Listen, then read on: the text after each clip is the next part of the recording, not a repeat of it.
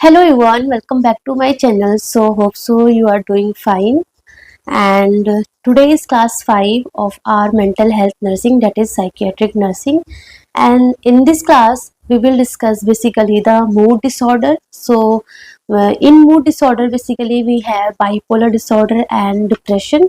So in this class, basically we will discuss each and every thing regarding depression, right? So first of all, if we talk about depression, so in depression, first of all, some common thing, like according to our national mental health statistics, the recent guidelines, what it said, the most common mental health disorder is the depression, right? So most common disorder कौन सा है? Depression is the most common disorder, and after that anxiety, right? And the depression is most common in female than male comparatively, and the mean age of onset जो है that is around 40 years, that is the most common, है ना? Like early भी हो सकता है, late भी हो सकता है, but the most common in the mid age, that is like around 40 years, is the most common. And it is also more common seen in divorced, separated, single, widowed person, ठीक है? And the most common cause of suicide भी कौन है? That is depression is the most common cause of suicide. So that is kind of one liner MCQ यहाँ से आते हैं, ठीक है ना? Then coming to the symptoms of depression. So symptoms of depression and क्या उसकी डायग्नोस्टिक क्राइटेरिया होती है कि डिप्रेशन हम कब बोलेंगे कि यस ये सारे क्राइटेरियाज फुल होंगे तो हम उसको डिप्रेशन बोलेंगे. So for that you have to learn the depression symptoms. So symptoms में क्या है? You have to learn the mnemonic, that is size caps. कैसे? S means sadness. So S means sadness और depressed mood, and I means interest. So interest basically क्या होगा? Loss of interest. So earlier the person liked to play cricket, but now he having no any interest, no any pleasure in playing the cricket. So that is anhedonia or loss of interest. Then G for guilt. Guilt और worthlessness, like कुछ simple activities हो गया, कुछ भी होगा तो उसको लगेगा this is because of me, है ना? कुछ भी anything happened bad, what he thinks कि ये सब कुछ मेरी वजह से हो रहा है. आई एम वर्थलेस, मैं किसी काम का नहीं हूँ, यूजलेस हूँ मैं पूरा. सो that is the feeling of guilt. छोटे से छोटे भी काम बिगड़ जाएगा, कुछ भी बुरा होगा तो उनको लगेगा ये मेरी वजह से होगा, ठीक है ना? So that is the guilt और worthlessness. Fourth one is energy. Energy basically क्या होगा? Of course loss of energy, loss of energy और फटीग फील करेंगे, है ना? And the fifth one is C for concentration. C for concentration. So concentration क्या हो जाएगा? डिक्रीज कंसंट्रेशन एंड बहुत सारे नेगेटिव थॉट्स आएंगे, ठीक है?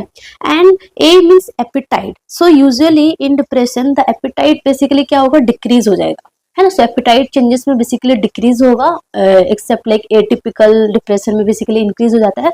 अदरवाइज इन डिप्रेशन जो एपिटाइट है वो क्या होगा? डिक्रीज हो जाएगा. And because of decrease appetite weight भी क्या होगा? डिक्रीज होगा. So appetite change and the weight change, right? So appetite change and wait change. So appetite इधर लूज भी हो सकता है, डिक्रीज भी हो सकता है और इंक्रीज भी हो सकता है ना? इंक्रीज कब होगा? इन एटिपिकल डिप्रेशन, जो हम आगे डिस्कस करेंगे. Seventh one is P.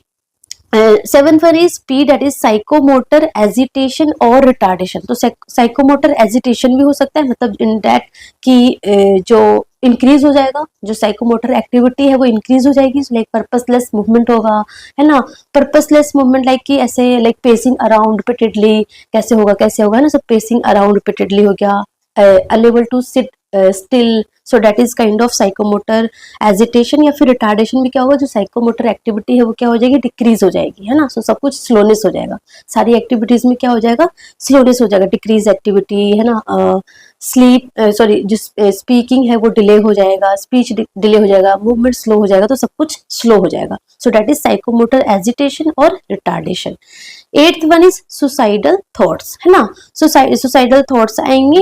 And sleep disturbance. So sleep disturbance also whether it will increase और डिक्रीज. सो बेसिकली स्लीप क्या होता है? डिक्रीज होता है. Like appetite sleep also decrease.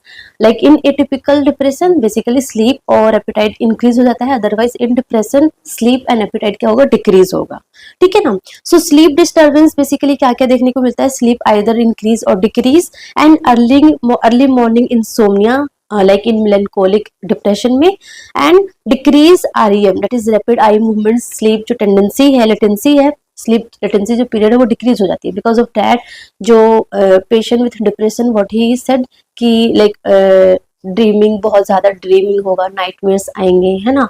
So kind of that. And like सोने के बाद जब वो हम उठते हैं तो हम फ्रेश फील करते हैं, तो फ्रेश फील नहीं लगेगा ना. So that is the decrease REM sleep latency. ठीक है ना. So that is the symptoms of depression.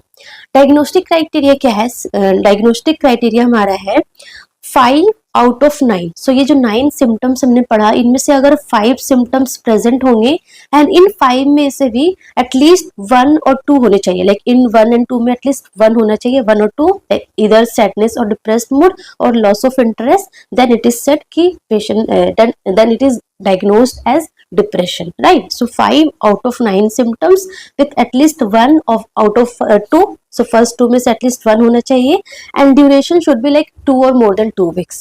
So that is the diagnostic criteria for depression, right?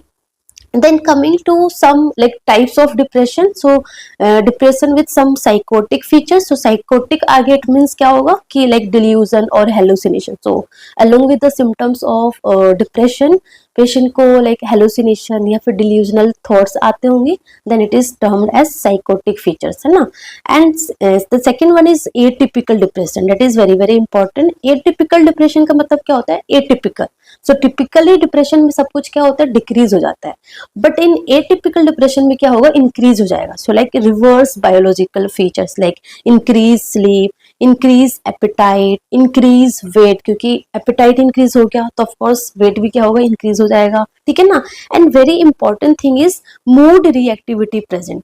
Mood reactivity present का मतलब क्या होगा कि with some events, let's suppose a person with atypical depression, let's suppose उनके घर पे कोई guest आता है या कोई फ्रेंड्स आते हैं, तो क्या होगा? जैसे फ्रेंड्स आएगा उसका मूड क्या हो जाएगा? ठीक हो जाएगा, मूड बेटर हो जाएगा, गुड हो जाएगा, नॉर्मल हो जाएगा. ठीक है ना. So that is the mood reactivity, that is like की इम्प्रूव विथ पॉजिटिव इवेंट्स, है ना. But normally in depression patient में क्या होता है? दैट इज परसिस्टेंट सैडनेस होता है, परसिस्टेंटली होता है, like whatever happening in their life वो हमेशा दुखी ही रहेगा. But in atypical depression there is mood reactivity present with some positive events, कुछ हैप्पी इवेंट्स होगा तो वो नॉर्मल हो जाएगा, है ना. So that is the mood reactivity present. And leaden paralysis also seen in this atypical depression. So leaden paralysis का मतलब क्या होता है? Like it is like heavy lead like weakness, है ना. So heavy lead like feeling होगा in the arms and the legs. So heaviness होगा, है ना. डिफिकल्ट टू लाइक वेइंग, है ना. बहुत ऐसे भारी भारी, ऐसे बोलेगा बहुत भारी भारी सा लग रहा है ना. So that is the leaden paralysis, heavy lead like weakness in the arms and the legs. ठीक है. उसके अलावा extreme sensitivity to rejection, this is also the very important features in atypical depression. So extreme sensitivity to rejection, it means let's suppose a person with atypical depression message to his और her friend, ठीक है ना. And उसके friend ने let's suppose delay कर दिया message से reply करने में, let's suppose half an hour 1 hour delay कर दिया, तो उसको क्या लगेगा कि वो जो फ्रेंड है वो मुझसे नफरत करता है, ही हेट मी. ठीक है ना. और let's suppose a person with atypical depression study in their college, and college में लेट्स सपोज कुछ होमवर्क, कुछ प्रोजेक्ट्स मिला एंड उसने टाइमली सबमिट नहीं किया, तो कुछ टीचर्स ने कुछ बोल दिया कि आप टाइमली सबमिट नहीं कर पाते हो.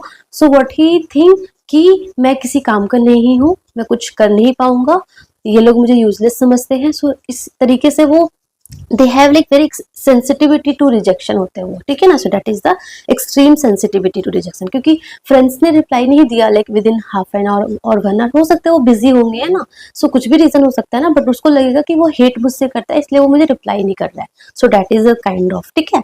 एंड एटिपिकल डिप्रेशन का बेसिकली जो ट्रीटमेंट होता है that is basically anti depression ही होगा, that is selective serotonin reuptake inhibitors and MAO, that is the monoamine oxidase inhibitors. So हम लाइक एंटी डिप्रेशन हम बेसिकली अच्छे से पढ़ेंगे, that is very important drugs for the exam point of view.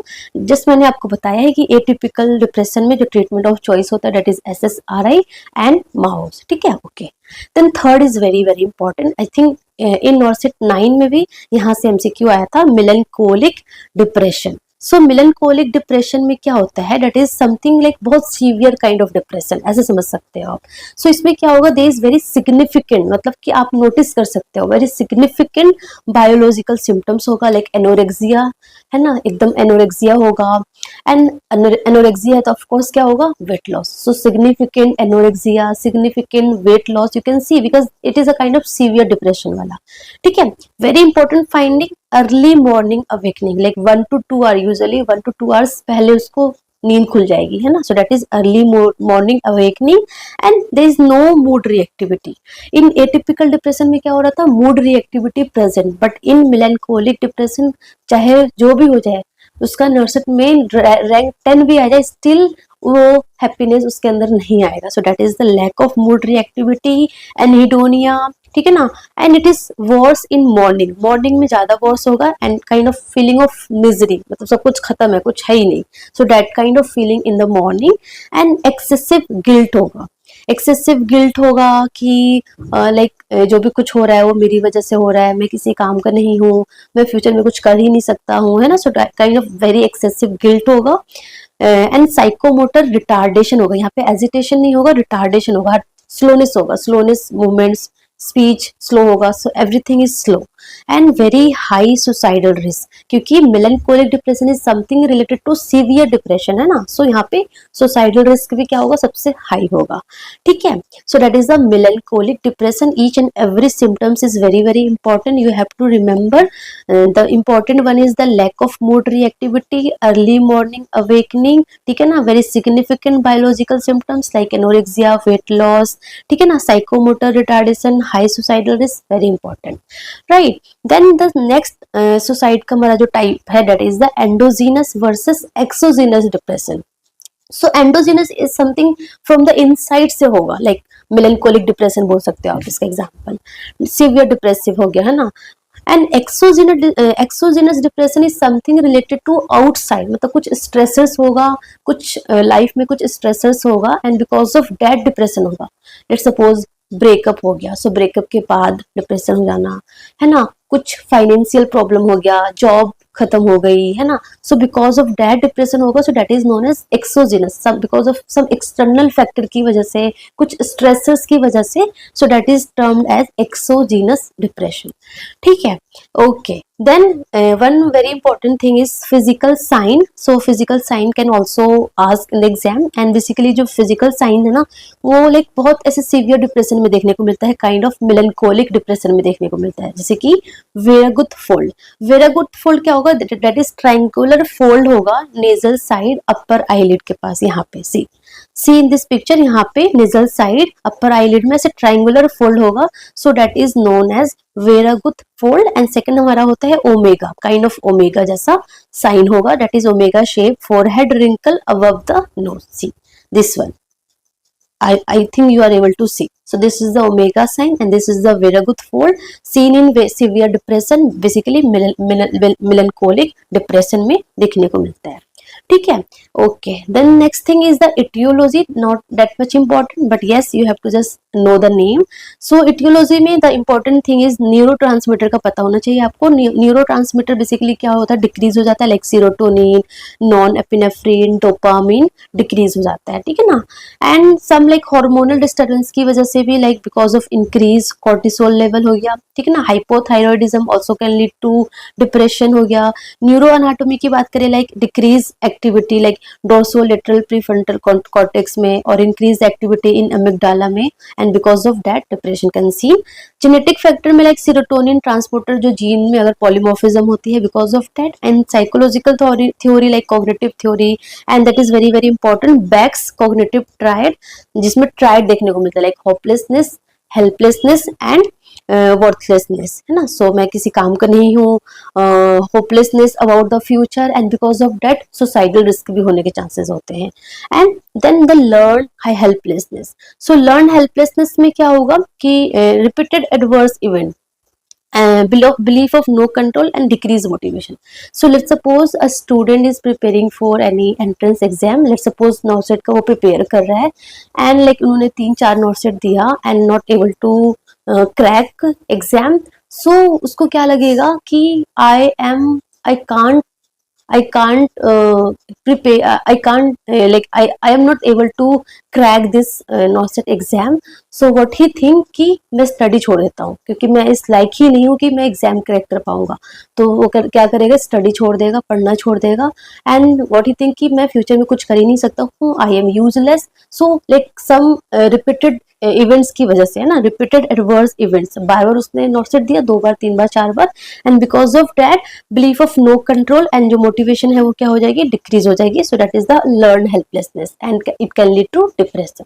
सो ऐसा नहीं सोचना है. It is not like that कि आपने 2 बार 3 बार 4 बार दिया, नोटसेट नहीं क्रैक कर पाए तो आप लाइफ में कुछ कर ही नहीं सकते हो. There is many so much exam, like आपने नोटसेट नहीं दिया तो स्टेट का कोई एग्जाम दे सकते हो, but you have choice, right. So it is not like कि एक एग्जाम आपका करियर डिसाइड करेगा, एक एग्जाम आपकी लाइफ डिसाइड करेगा. ठीक है, ओके.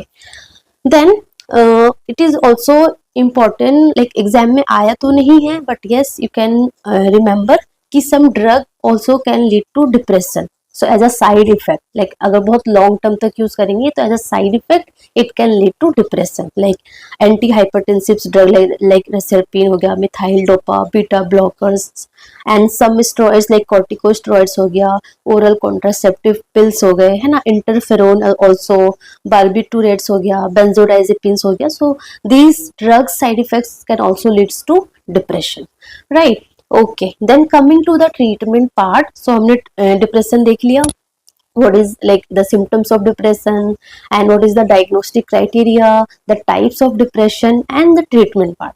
So treatment में basically हमारा एक तो मेडिसिन होगा, फार्माकोथेरेपी होगा एंड साइकोथेरेपी होगा. ठीक है ना. सो फार्माकोथेरेपी में हम बेसिकली क्या देंगे, ऑफ कोर्स एंटी डिप्रेसेंट्स देंगे. क्या देंगे, एंटी डिप्रेसेंट्स देंगे. सो एंटी डिप्रेसेंट्स हम एक क्लास में प्रॉपरली पढ़ेंगे because this is very important. Drugs, their side effects, their name, each and everything, the mechanism of action. इसमें आपको बेसिकली क्या पता होना चाहिए कि बेसिकली जो एंटी डिप्रेसेंट्स हम स्टार्ट करते हैं ना, ऐसा नहीं है आज आपने स्टार्ट किया एंड कल आपका एक्शन हो जाएगा, कल से पेशेंट का जो भी सिम्टम्स हो रहा था वो एकदम रिड्यूस हो जाएगा. No, it takes at least 3 to 4 week in action, है ना. सो ऑनसेट क्या है इसका, 3 to 4 वीक्स है, यहाँ से एग्जाम में आता है, that's why I have written. And जो साइड इफेक्ट्स जो बेसिकली हम जो एंटी डिप्रेशन सेलेक्ट करते हैं ना, that is based on side effect. जिसका साइड इफेक्ट जितना कम होता है वो वाला एंटी डिप्रेशन बेसिकली प्रिस्क्राइब करते हैं फिजिशियंस, है ना. सो लाइक जो हमारा सिलेक्टिव सीरोटोनिन रिएप्टेक्स इनहिबिटर जो एंटी डिप्रेसेंट्स है, उसका जो साइड इफेक्ट है ना वो सबसे लीस्ट होता है, इसलिए मोस्ट कॉमनली SSRI ही यूज करते हैं पेशेंट में. ठीक है. एंड ड्यूरेशन कब तक यूज करते हैं, that is important. So at least 6 month या फिर ड्यूरेशन ऑफ लास्ट एपिसोड से के ड्यूरेशन तक, है ना. So that is the pharmacotherapy. And second हमारा होता है psychotherapy. So this cognitive behavioural therapy, that is CBT. तो जितने भी साइकियाट्रिक डिसऑर्डर है, in all most of the psychiatric disorder में जो मोस्ट कॉमन साइकोथेरेपी जो यूज करते हैं that is cognitive behavioural therapy. Cognition and behaviour को चेंज करते हैं, ठीक है ना. उसके अलावा इन डिप्रेशन में हम like interpersonal therapy, behavioural therapy, family therapy, psycho analytic therapy भी यूज करते हैं ना. सो ये हमारे सारे साइकोथेरेपी हो गए. The name you have to know. ठीक है. उसके बाद कुछ सोमैटिक ट्रीटमेंट भी होता है. सोमैटिक ट्रीटमेंट में the most commonly that is used is ECT. ECT is the electroconvulsive therapy. So इसमें ना यहाँ से MCQ क्या आता है कि ECT के क्या क्या इंडिकेशंस होता है इन डिप्रेशन में. अगर सुसाइडल रिस्क है, सुसाइड अटेम्प्ट कर रहे हैं, सुसाइडल रिस्क में हो गया, या फिर बहुत डिप्रेशन विद स्टूपर, है ना. सो depression with stupor and psychotic depression और रिफ्रैक्टरी डिप्रेशन, तो इन दैट केस में हम ECT यूज करते हैं. ठीक है ना. उसके अलावा एक तो हमारा ECT हो गया एज ए सोमैटिक ट्रीटमेंट. उसके अलावा that is basically use, otherwise ये सारा उतना यूज नहीं करते हैं. Just you have to know the name. ठीक है ना. लाइक ट्रांसक्रेनियल मैग्नेटिक स्टिमुलेट करते हैं, वेगल नर्व स्टिमुलेशन, ठीक है ना, deep brain stimulation, sleep deprivation, like sleep को डिप्राइव करने से भी ऐसा देखा जाता है कि डिप्रेशन के जो सिम्टम्स है वो रिड्यूस होते हैं. ठीक है ना. सो स्लीप डिप्रिवेशन, ठीक है ना. Phototherapy also, but it is not commonly use, like use ही नहीं करते हैं. बेसिकली ECT बस यूज करते हैं और हमारा pharmacotherapy and psychotherapy. So most commonly क्या क्या यूज किया जाता है, एक तो हमारा फार्माकोथेरेपी यूज किया जाता है. फार्माकोथेरेपी में बेसिकली हमारा एंटी डिप्रेसेंट्स हो गया प्लस साइकोथेरेपी, है ना, साइकोथेरेपी यूज करते हैं। एंड अगर सुसाइडल रिस्क एंड ऑल है तो हम ईसीटी यूज करते हैं। So that is most commonly use. ये सारे इतने यूज नहीं होते, just you have to remember the name, ठीक है। उसके अलावा कुछ टर्म्स है that you have to know, that is dysthymia. So dysthymia का मतलब क्या होता है? डिस्थीमिया और डिस्थाइमिया का मतलब है that is kind of mild depression.